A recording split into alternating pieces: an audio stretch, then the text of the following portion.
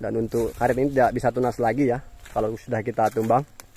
Tapi untuk lahan bekas hutan ataupun yang lain yang berpotensi bisa tunas kembali, kita harus pandai-pandai ya menyisihkan kayu liar.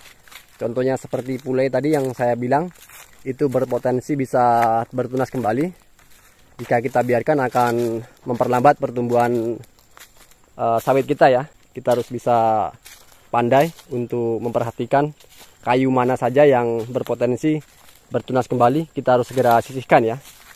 Kalau untuk karet ini aman, dia tidak akan bertunas kembali. Yang ada dia akan semakin lama akan membusuk, dan disitulah unsur-unsur yang dibutuhkan sawit.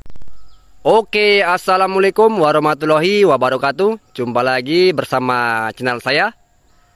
Pada video saya kali ini saya akan berbagi informasi penting ya, khususnya untuk para calon pembudidaya tanam kelapa sawit.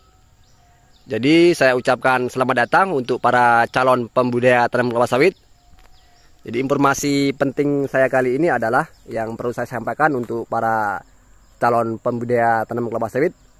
Nanti ketika sudah buka lahan, untuk kayu-kayunya jangan dibakar ya, ataupun jangan kita jual. Kita patut sisihkan saja di bagian sela-sela tapak yang kosong ya. Ini akan bermanfaat sekali ya bagi pertumbuhan kelapa sawit kita. Jadi niat saya untuk rekan-rekan pemula calon pembudidaya tanaman kelapa sawit, harap dipahami betul ya untuk informasi ini. Jadi untuk menambah performa dari pokok kelapa sawit kita ketika nanti kita buka lahan, ataupun biasanya pohon karet ya diganti dengan sawit seperti yang ada di video ini. Ini adalah dahulunya perkebunan karet dan sekarang sudah diganti menjadi perkebunan sawit ya. Sangat penting ya. Jadi untuk kayu yang sudah kita tumbang, nanti jangan kita bakar, kita biarkan saja. Ini akan berguna untuk pokok sawitnya ya. Yaitu ketika sawit kita sudah tumbuh dewasa, akarnya sudah mencapai panjang 2 meter, nanti akan mencari unsur-unsur yang dibutuhkan oleh sawit untuk menyokong pertumbuhannya ya. Jadi tanpa kita sadari, jika kita sudah melakukan cara seperti ini, kita sudah menyediakan ya unsur-unsur yang dibutuhkan oleh sawit, yaitu dari kayu-kayu yang sudah busuk ini. Jadi batang kayu yang sudah busuk ini akan menjadi unsur-unsur yang dibutuhkan dari kelapa sawit. Di sisi lain, perkebunan kita tidak gersang ya oleh adanya tumpukan kayu ini ya, sembari kita menunggu busuknya.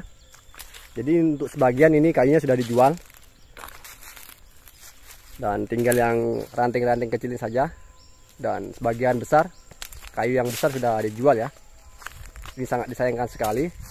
Sebenarnya jika kita mempunyai pemikiran luas, kayu-kayu ini nantinya akan menjadi bahan-bahan atau unsur-unsur yang dibutuhkan sawit ya. Jadi bisa menjadi pupuk untuk sawitnya, pupuk organik bisa kita katakan ya. Nanti ranting kayu dan tungkul-tungkul ini akan membusuk, dan kemudian akar-akar dari sawit ini jika sudah dewasa akan menjalar ya sepanjang 2 meter.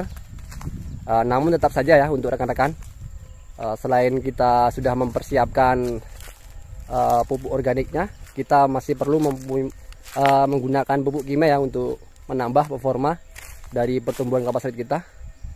Jadi walaupun sudah seperti ini kan, jangan menganggapnya sudah beres ya untuk kita membantu pertumbuhan sawit kita. Kita masih tetap menggunakan pupuk kimia untuk membantu masa pertumbuhan sawit kita ya, ataupun untuk menambah performa dari buah kelapa sawit kita nanti. Jadi untuk rekan-rekan, mudah-mudahan dalam video saya ini ada ilmu atau poin-poin penting ya yang bisa kita poin-poin penting ya yang bisa kita dapat. Jadi ini adalah sawit yang dahulunya adalah perkebunan karet dan sekarang sudah menjadi perkebunan sawit ya.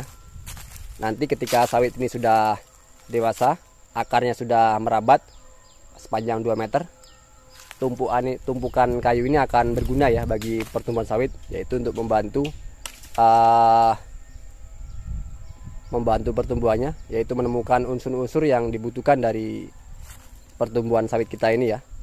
Jadi jangan sampai kita buang atau kita bakar, biarkan saja, biarkan sampai membusuk dan manfaat lain perkebunan kita menjadi tidak gersang ya. Jadi banyak sekali manfaat dari tumpukan kayu ini. Kalau dibakar itu akan cepat habis ya, tapi jika kita biarkan nanti akan membuat tanahnya gembur ya, dan disitulah banyak unsur-unsur yang dibutuhkan untuk pertumbuhan sawit ada ya. Jadi banyak sekali unsur-unsur yang seperti ini nanti jika sudah busuk untuk tungkul kayunya ya. Dan cepat atau lambat di umur sawit yang sudah dewasa, akarnya akan merambat sepanjang 2 meter, dan itu akan menemukan unsur-unsur sebagainya di tumpukan ranting dan tungkul kayu ini ya. Jadi tetap saja walaupun begitu masih perlu kita melakukan pemupukan menggunakan pupuk kimia ya. Oke, mudah-mudahan bisa dipahami untuk rekan-rekan. Niat saya sharing untuk para calon pembudidaya tanaman kelapa sawit, semoga bisa dipahami dan bisa diterapkan ya. Jadi bukan hanya untuk perkebunan karet saja ya. Jadi ketika kita sudah membuka lahan dan dahulunya adalah hutan, jadi kita harus pandai-pandai ya. Usahakan kita bisa memilih ya dalam pembukaan lahan. Nanti jika ada kayu-kayu yang berpotensi bisa bertunas seperti pohon pule dan lain sebagainya yang bisa bertunas, silakan Bapak sisihkan jauh-jauh ya dari pokok sawitnya.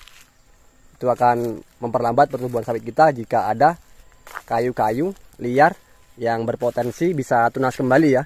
Seperti tungkulnya ini, kita harus mempunyai skema untuk menghilangkan dari perkebunan kita ya. Jadi jika kita membuka lahan seperti hutan, biasanya banyak sekali ya kayu liar yang berpotensi bisa tunas kembali.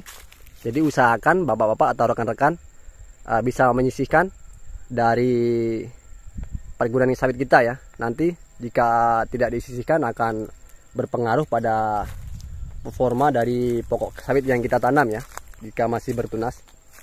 Oke, mungkin tidak banyak lagi yang bisa saya sampaikan untuk video ini.